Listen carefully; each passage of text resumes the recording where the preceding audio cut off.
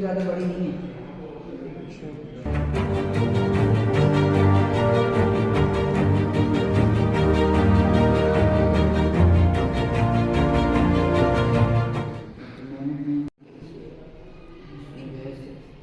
जो चेंजेस हुए हैं, जो डिमांड है वही रहे।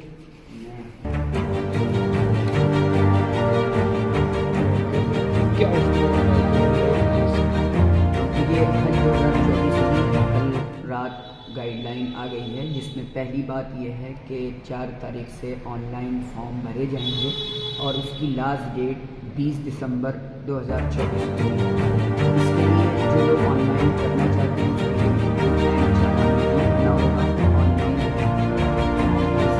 कमेटी ऑफ इंडिया की साइट पर। इसके लिए एक सुविधा इस साल और शुरू की गई है। हज सुविधा ऐप के नाम से एक ऐप भी लॉन्च किया गया है हज कमेटी ऑफ इंडिया की तरफ से, जिससे घर बैठकर भी आप अपने ऑनलाइन फॉर्म भर सकते हैं। उसके लिए ज़रूरी है कि 31 जनवरी 2025 तक का वैलिड पासपोर्ट होना। जो भी लोग हज यात्रा करना चाहते हैं उनके लिए ये ज़रूरी है कि उनका पासपोर्ट 31 जनवरी 2025 तक वैलिड हो। इसके लिए तीसरी चीज़, इस बार जो आधार कार्ड था वो नॉट मैंडेटरी हो गया है, ज़रूरी नहीं है उसको लगाना।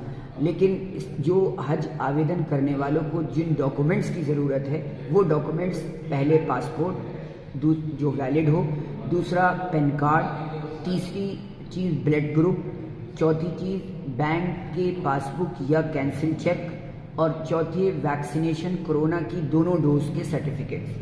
ये मैंडेटरी चीज़ें हैं, इनको देना ज़रूरी है और अनिवार्य है अपने आवेदन करते वक्त। जो भी महिला हज यात्री हज करना चाहती हैं तो वो 40 साल से ऊपर की महिलाएं चार लोग एक साथ बग़ैर महरम के हज यात्रा कर सकती हैं। ये हज कमेटी ऑफ इंडिया की गाइडलाइन है, लेकिन बेहतर यही है कि हम हज यात्रा में महरम के साथ हज यात्रा करें। दूसरी चीज़, जो 70 साल प्लस हैं, ऐसे लोग जिनकी उम्र 3 दिसंबर 2023 में 70 साल पूरे हो चुके हैं, वो हमारी रिज़र्व कैटेगरी में आते हैं। इनको बग़ैर लॉटरी के चुना जाएगा इस साल हज 2024 के हज यात्रा के लिए। जो कोटा डिस्ट्रीब्यूशन होगा उसका भी एक ऑर्डर इस बार हज कमेटी ऑफ इंडिया ने लॉन्च किया है, और वो ये है कि सबसे पहले रिज़र्व कैटेगरी 70 प्लस, देन उसके बाद बग़ैर महरम के जो औरतें महिलाएं आवेदन करेंगी उनको कोटा दिया जाएगा।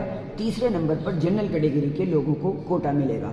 जिन लोगों के पासपोर्ट वैलिड नहीं है वो लोग आवेदन ना करें। और एक बात और ख़ास ख्याल रखें कि इस बार ये जो आवेदन लिए जा रहे हैं ये एक प्राइवेट वेंडर के थ्रू ये लिया जा रहा है। हज कमेटी ऑफ इंडिया इसमें इन्वॉल्व सर्वर पर नहीं होगी, इसलिए अगर वो कोई गलत आपने इन्फॉर्मेशन दी तो उसको डिलीट कराना पड़ेगा, अन्यथा वो दोबारा नहीं ऑनलाइन फॉर्म आवेदन कर पाएंगे।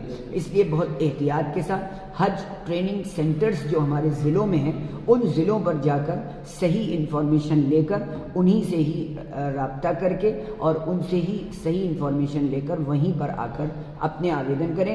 फिरोज़ाबाद वालों के लिए इस्लामिक सेंटर मदीना कॉलोनी में जो ऑथराइज सेंटर है यूपी स्टेट हज कमेटी का, वहाँ आकर दोपहर में 2 से 4 आवेदन कर सकते हैं और 10 से 12 सुबह इंफॉर्मेशन ले सकते हैं। ये सुविधा यहाँ शुरू कर दी गई। पिछली सालों से इस बार हज यात्रा महंगी यात्रा रहेगी। देखिए, हज पॉलिसी में जो चीज़ें मेंशन की गई हैं उसको जहन में रखते हुए बज़ाहिर जो चीज़ें आई हैं सामने, उसमें लगभग 3 लाख रुपए के आसपास का इस साल खर्चा होने वाला है।